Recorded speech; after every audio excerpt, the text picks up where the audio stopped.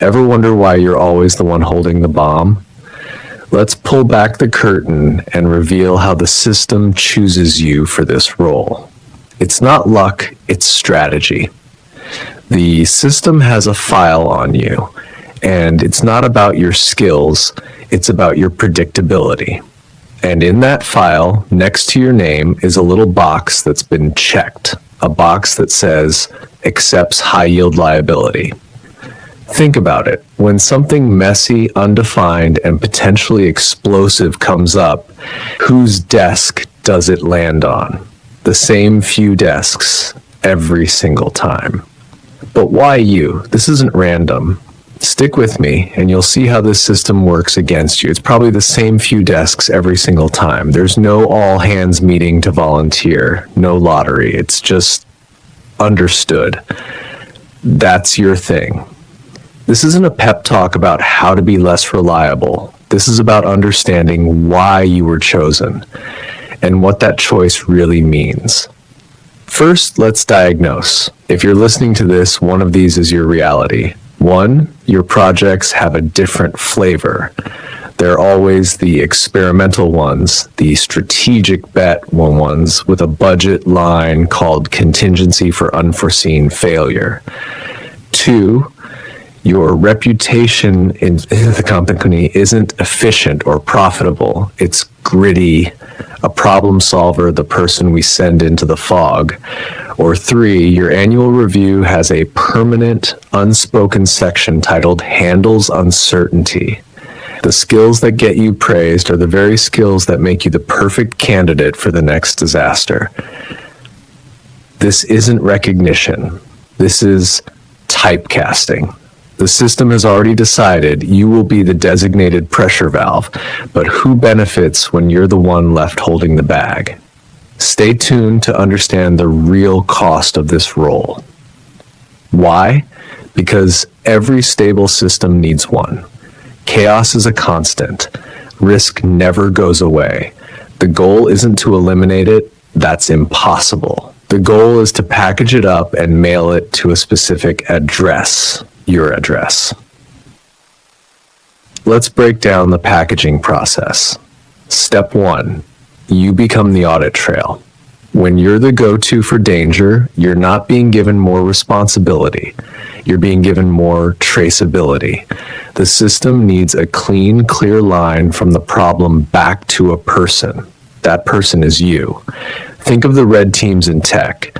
Their entire job is to break things, to find flaws, to be the professional pessimists. When a product succeeds, everyone celebrates. When it blows up in the company's face, the first sentence of the internal report is, as per the red team's established protocol. They're not heroes. They're a pre-installed excuse, a living, breathing audit log. Here's how you know this is you. If your reports skip your boss and go straight to legal or compliance, congratulations. You're not an employee, you're a liability management tool. Step 2, you become the single point of failure on purpose. The system depends on you to do the dangerous thing.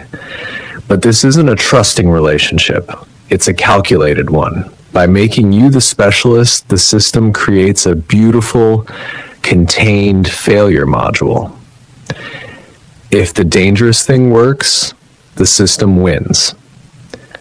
If it explodes, the system knows exactly where the explosion is supposed to happen, in your lap. It's like a controlled demolition. They're not asking you to build a skyscraper.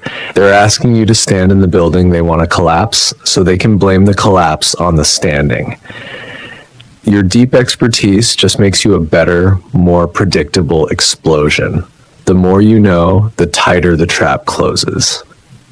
Step 3, they pay you in golden handcuffs. Ah, the rewards. The danger pay. The only you could have done this bonus. The promotion to a fancy titled dead-end role. Don't be fooled. This isn't payment for services rendered. It's a signing bonus for a risk transfer contract. They are buying your consent to be the designated blast zone. Look at the finance world. The quants who build the most profitable, most insane trading algorithms are paid fortunes. And when those algorithms inevitably cause a rogue trading event or a market anomaly, guess who is escorted from the building? The fortune was just the price of their eventual pre-planned expulsion.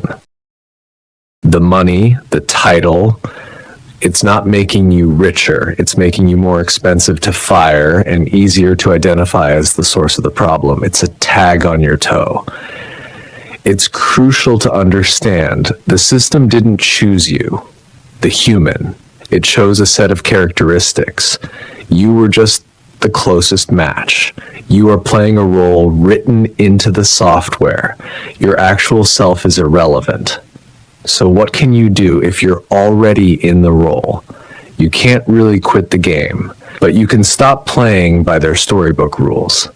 First, stop trying to prove you can handle it. Every time you heroically clean up a mess, you're just sending them a receipt that says, "Package successfully delivered and contained. Send another." Your goal is not to be the best bomb diffuser.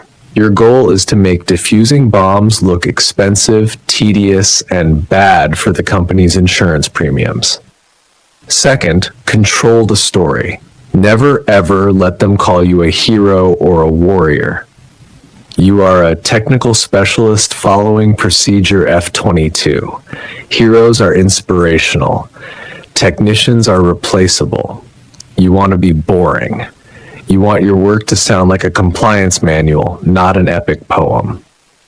Third, keep a side door. Invest just enough energy in a skill that has nothing to do with danger.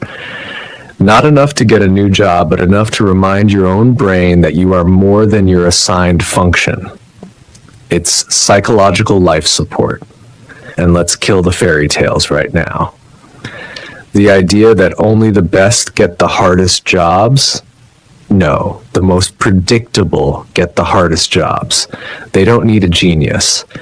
They need a reliable sensor that goes beep right before the boom. The high risk, high reward myth. The high reward is your severance package, prepaid. They're just giving you the money now so they don't look cruel when they use you up later. The belief that this is the fast track to leadership. Leaders don't hold bombs. Leaders assign bomb holders. The danger track ends at a very high cliff, not in the boardroom.